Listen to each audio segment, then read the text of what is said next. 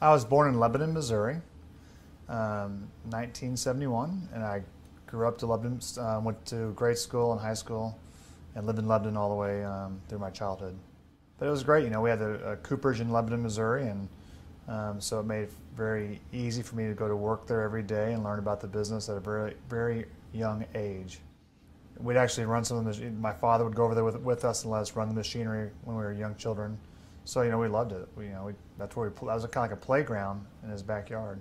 It's kind of like a mechanical Walt Disney World. It was. I remember as a child going I hadn't thought about this in a long time, but my father would take us over there, and he had mentioned earlier that he had the woodworking shop where they made the walnut bowls and some giftware above in the same facility as the cooperage. And I remember my father would take us over there, and we would go to the cooperage and take the machinery and the wood, and we'd make stilts. And I remember making stilts and play swords out of them at the shop. I started visiting distilleries in Kentucky when I was probably 9 or 10 years old.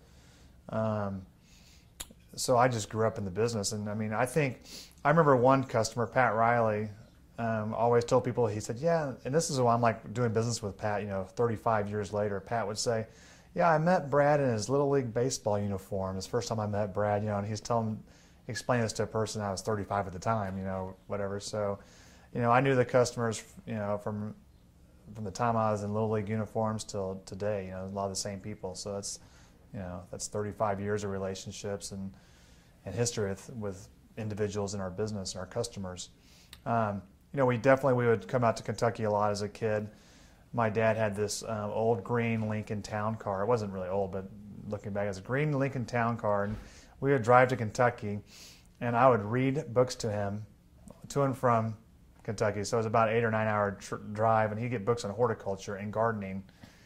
And I would read the books to him while he drove and listened. And they were a great family, or great experiences, great experiences. But on those trips, you know, between driving out there and reading a book on horticulture and driving back and memorizing every capital, you know, in the United States and Canada of all the provinces, between those trips, we'd do a lot of business. And I mean, you know, I'd go with him to the clients. I mean, I would go and sit in the warehouse offices, or go out and walk to the warehouses, you know, at the distilleries with my dad when I was 9, 10, 11, 12 years old. And I remember it. I mean, I remember, you know, sitting in Mr. Wickham's office at Claremont, you know, talking about barrels.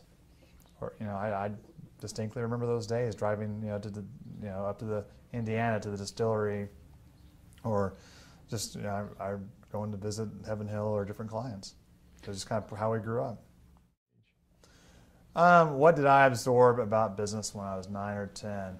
I mean, I think what I learned when I was 9 or 10, traveling with my father to Kentucky and around visiting mills, because we'd visit different stave mills in Kentucky and cooperages and distilleries. So I think I learned that, you know, it was a fun industry. There's a lot of passion in the industry, you know, in the bourbon industry, and that it was something that would be good to be a part of someday.